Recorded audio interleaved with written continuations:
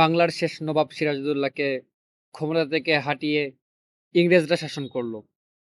আমাদের ইতিহাসটা এমন একটা ইতিহাস যে ইতিহাসের গর্ব করার বদলে আমরা নিজেই অন্যরকম একটা ফিল করা উচিত ছিল যে আমরা এই কলঙ্কিত ইতিহাস নিয়ে আমরা পড়ে আছি আর কলঙ্কিত ইতিহাস আমাদেরকে পড়ানো হচ্ছে।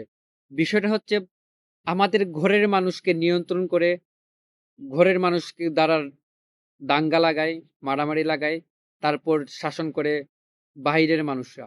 বিষয়টা বুঝেন, নবাব সিরাজউদ্দৌলাকে ক্ষমতা থেকে সরিয়ে ইংরেজরা শাসন করলো। কথা ছিল যে মীর জাফর আর খালা ঘসেটি বেগমকে দায়িত্ব দেওয়া হবে, কিন্তু সেটা না করে ইংরেজরা শাসন করলো। প্রায় ২০০ বছর বাঙালি জাতিকে নির্যাতন করে, শাসন শোষণ করে বাংলার খনিজ সম্পদ গুলা ওদেরকে ওদের দেশে নিয়ে ওরা কি করলো, ২০০ বছর পর চলে গেল। তারপর চলে আসলো পাকিস্তানি শাসন। সেই একই দশা, পাকিস্তান বাংলাদেশকে শাসন শোষণ করলো। তারপর আবার ৭১ যুদ্ধ হলো। এর আগে ভাষা আন্দোলন হয়েছিল। তারপর ৬৯ সালে আন্দোলন হয়েছিল। ৫২, ৬৯, ৭১। যতগুলো আন্দোলন হয়েছিল আমরা দেখতে পাই যে কোনো না কোনো ভাবে বাহিরের কোনো মানুষ আমাদেরকে নিয়ন্ত্রণ করতেছে। তাহলে কি আমরা সেই স্বাধীনতার জন্য যুদ্ধ করেছি, সেই স্বাধীনতার জন্য আন্দোলন করেছি? একটু ভেবে দেখুন, ২৪-এ আমরা আন্দোলন করলাম, ভেবেছিলাম আমাদের ভবিষ্যৎ হবে ভালো, অতীত থেকে ভবিষ্যৎ হবে ভালো। কিন্তু আজ চেয়ে দেখি আমরা আমাদের অতীতে সামান্য ছিল আলো। প্রকাশ্যে মাদক বিক্রি হচ্ছে, কোনো কিছু করা হইতেছে না। যখন শ্রীমঙ্গলের একটা জায়গা আছে শাপলাবাগ, এদিকে হেঁটে যাই তখন কেমন, কেমন ভিতরে ফিল হয় যে এদিকে আসলে যাতায়াত করাটা ভালো হবে না। যেই দেশে প্রকাশ্যে মাদক বিক্রি হয়, যে দেশে ধর্ষণ করে ধর্ষণকারীরা মানে ধর্ষণের আসামি পার পেয়ে যায়, যেই দেশে বিদ্যুৎ বিল আসে একদম আকাশ ছোঁয়া, সেই দেশে আইনের দুর্বলতা কতটুকু, তারপর সেই দেশের প্রশাসন কি করতেছে, সবকিছুর মধ্যেই একটা প্রশ্ন থেকেই যায়, আসলে কি আমরা স্বাধীন হয়েছি? আসলেই কি আমরা স্বাধীন হয়েছি? আসলেই কি আমরা রক্ত ঝরিয়েছিলাম এমন দিন দেখার জন্য? উসমান হাদি ভাই বলেছিলেন যে যদি তারা আগের ধারায় রাজনীতি করে তারা বেশি দিন টিকতে পারবে না। ঠিক একই অবস্থা লাগতেছে। এবং বলেছিলেন উনি এনসিপিও একসময় মার খাবে। বর্তমানে আমাদের ভাই তারা মার খাচ্ছে।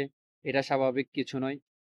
যারাই এই সিস্টেমের বিরুদ্ধে কথা বলবে তারাই মার খেতে হবে। সেটা আজ থেকে নয়, সেই ২০০-৩০০ বছরের ইতিহাস দেখলেই বোঝা যায় যে যারা সিস্টেমের বিরুদ্ধে কথা বলতেছে তারা মার খাচ্ছে। আর উসমান হাদি ভাই ঠিক এরকমই ছিলেন, যে উনি সিস্টেমের বিরুদ্ধে গিয়ে কথা বলেছিলেন, যার কারণে উনি আজ শহীদ।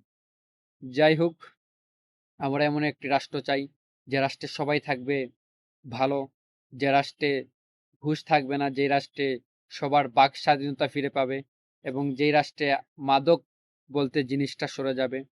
এমন একটা রাষ্ট্র চেয়েছি আমরা, যে রাষ্ট্রে বিরোধী দলও থাকবে ভালো, তারপর সরকার দলও থাকবে ভালো, সবাই সবাই মিলেমিশে কাজ করবে। আমরা এমন একটি রাষ্ট্র চেয়েছি যে রাষ্ট্রের মানুষ স্বাধীনভাবে চলাফেরা করতে পারবে।